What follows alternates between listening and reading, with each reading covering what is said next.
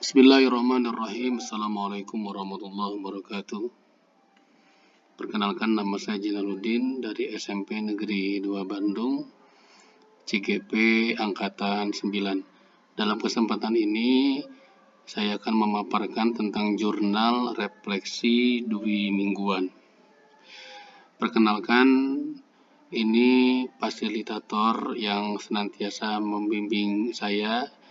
Beliau bernama Ibu Ida Damilah dan juga pengajar praktik yang luar biasa Ibu Ifada.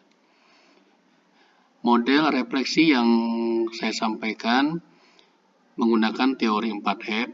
Yang pertama, fact atau peristiwa. Yang kedua, feeling atau perasaan. Yang ketiga, finding, pembelajaran. Dan yang keempat, future, penerapan. Yang pertama, fact peristiwa.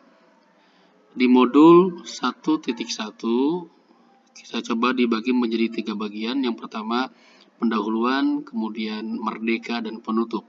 Pendahuluan di mana diawali dengan pembukaan, kemudian pretest modul 1, dan lokakarya orientasi.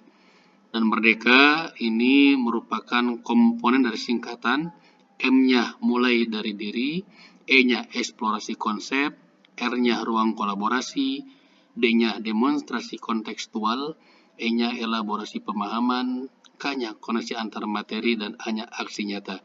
Dan penutup adalah jurnal dwi mingguan dan penilaian kinerja.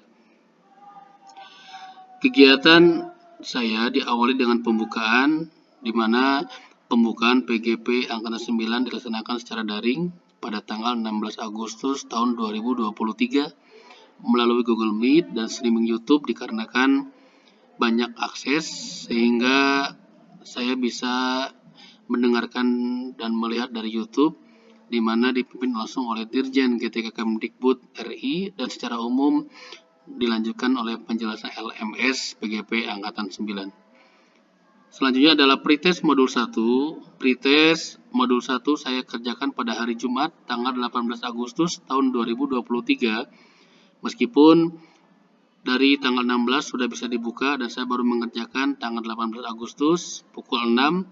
Kemudian saya setelah pretest saya pelajari etika akademik pemimpin pembelajaran. Lokakarya orientasi.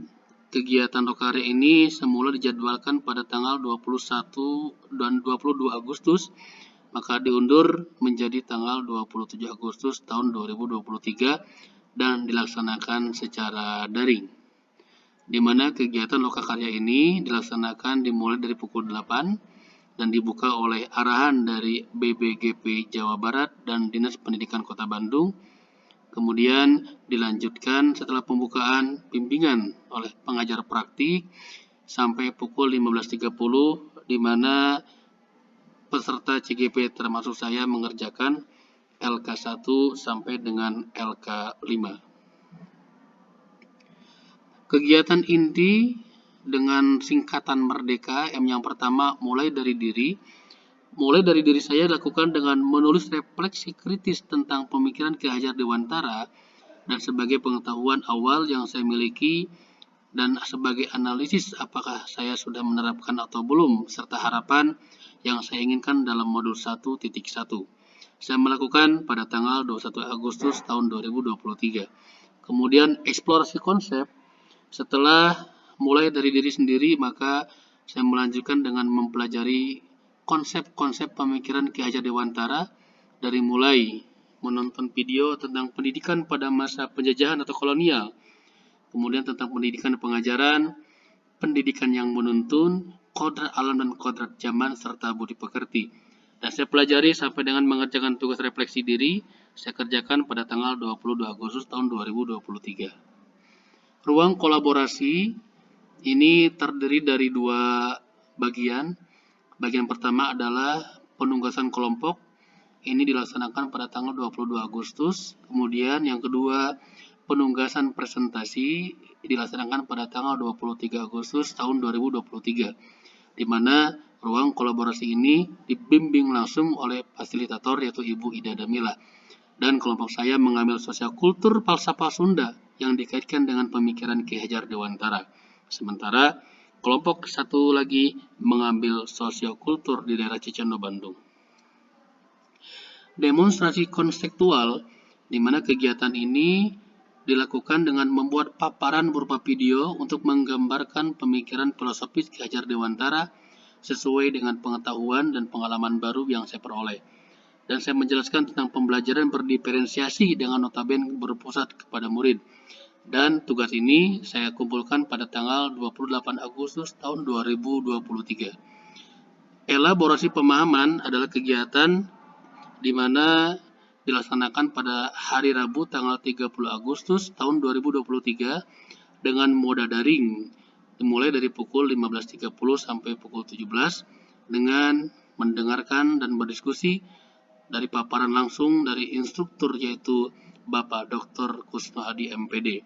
Di LMS, saya menanyakan tentang pola pendidikan kurikulum di pesantren dibandingkan dengan pemikiran Ki Hajar Dewantara.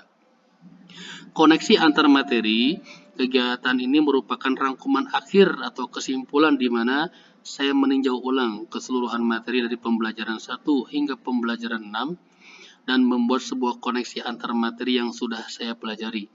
Aksi nyata, kegiatan ini berupa jurnal refleksi 2 mingguan dengan menggunakan teori 4F, yaitu fact, feeling, binding, dan future, yang mencakup semua kegiatan yang saya lakukan pada modul 1.1.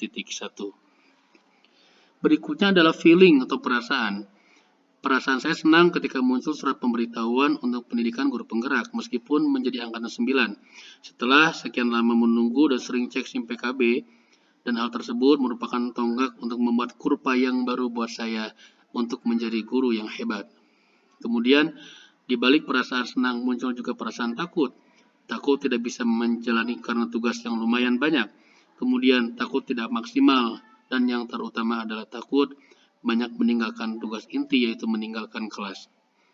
Namun setelah masuk di PGP dan banyak arahan baik dari pihak kementerian, BBGP, Dinas Pendidikan, maka ketakutan itu menjadi hilang bahkan ditambah dengan support dari atasan sekolah dan juga rekan kerja.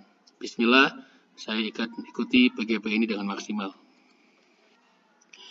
Berikutnya ada finding pembelajaran di mana setelah mempelajari modul 1.1, maka saya mempelajari dari mulai konsep pendidikan dan pengajaran, kemudian bagaimana pendidikan yang menuntun yang berpusat kepada murid, bagaimana kodrat alam dan kodrat zaman, dan juga budi pekerti. Kemudian bagaimana menerapkan pemikiran Ki Hajar Dewantara dalam tataran praktis di sekolah tempat saya mengajar, serta sharing penerapan pemikiran Ki Hajar Dewantara dari rekan yang lain dengan berbagi perspektif. Khusus untuk saya adalah pembelajaran berdiferensiasi yang dijadikan sebagai praktik penerapan pemikiran Ki Hajar Dewantara di kelas yang saya ajar. Selain konten terhadap pemikiran Ki Hajar Dewantara, ada pembelajaran lain yang saya dapatkan, seperti aplikasi-aplikasi yang digunakan seperti Jamboard, Padlet, termasuk bagaimana menggunakan LMS serta tuntunan untuk berselancar mengerjakan tugas yang dominan, tentunya dibutuhkan aplikasi-aplikasi pendukung. Berikutnya adalah future atau penerapan, di mana pemikiran Ki Hajar Dewantara yang pertama berpusat kepada murid. Yang saya lakukan adalah menerapkan membreakdown capaian pembelajaran ke dalam tujuan pembelajaran sesuai dengan kondisi anak, membuat modul yang berdiferensiasi dan diimplementasikan di kelas. Kemudian pendidikan dan pengajaran, bahwasanya saya bertugas mendidik dan mengajar serta harus menjadi guru yang aktif, kreatif, dan inovatif. Kemudian menganalisis kodrat dan kondisi siswa sebagai gambaran untuk pembelajaran berdiferensiasi serta mengembangkan bakat dan minat sesuai dengan kemampuan murid. Kemudian mengadakan pembiasan religi, pembinaan karakter, dan ISQ serta harus menjadi tauladan bagi semua murid. Berikut beberapa dokumentasi kegiatan dari mulai pembukaan, kemudian ruang kolaborasi, dan juga kegiatan sampai saat ini.